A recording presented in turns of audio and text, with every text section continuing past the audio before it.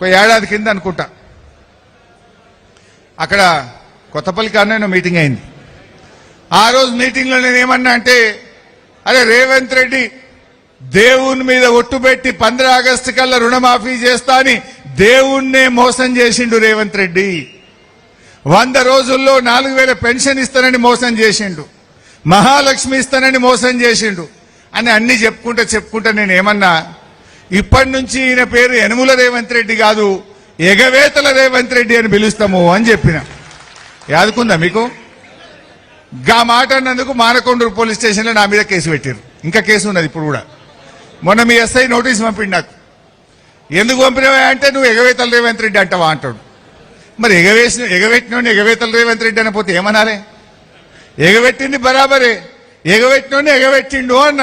దీంట్లో తప్పేముంది? నీ ఇష్టమున్న కేసు పెట్టుకో, బరాబర్ అంట అని చెప్పి నేను చెప్పవలసి వచ్చింది. ఇలా మోసగాడు నిజంగా చెప్పాలంటే.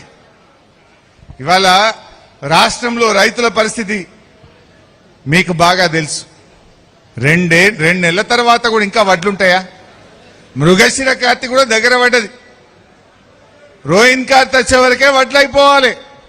మృగశిర కార్తీ అయిపోతుంటే కూడా ఇంకా కళ్ళాలల్లా పాపం 2 నెలల నుంచి వడ్ల బస్తాల దగ్గర రైతులు పడిగాపులు కాస్తున్నారు.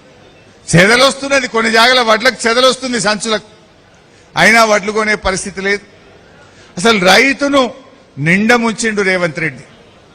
రైతు విషయంలో ఏది చూసినా మోసమే జరిగింది. రైతు బంధు ఎంత పడ్డదా ఈసారి? ఎన్ని ఎకరాలు? 2 ఎకరాలకు పడ్డది. అది జీవన్ రెడ్డి సాబ్ దగ్గరికి కేసీఆర్ గారు జగిత్యాల బయలుదేరితే 1 ఎకరం పడ్డది. అంతేనా? కేసీఆర్ దెబ్బకు ఆయనతో 1 ఎకరం పడ్డది. లేకపోతే అది కూడా పడినో పడపోవడం. ఇవాళ రైతు బంధు గురించి మీరు రైతులకు వివరించాలి కార్యకర్తలు. రేవంత్ రెడ్డి వచ్చినాక 3 రైతు బంధులు ఎగబెట్టిండు. ఒక రైతు బంధు మొత్తానికి ఎగబెట్టిండు, రూపాయి కూడా ఇయ్యలే. అంటే అది 9,000 కోట్లు. ఒక రైతు బంధు 3 ఎకరాలకు ఇచ్చిండు, మీది ఎగబెట్టిండు, అది 4,000 కోట్లు. ఈ రైతు బంధు 2 ఎకరాలకు ఇచ్చిండు, 3,000 ఇచ్చిండు, 6,000 ఎగబెట్టిండు. 6, 4, 10, మొదటిది 9. ఎంత ఎగబెట్టిండు రైతు బంధు? 19,000 కోట్ల రైతు బంధు బాకీ పడ్డాడు.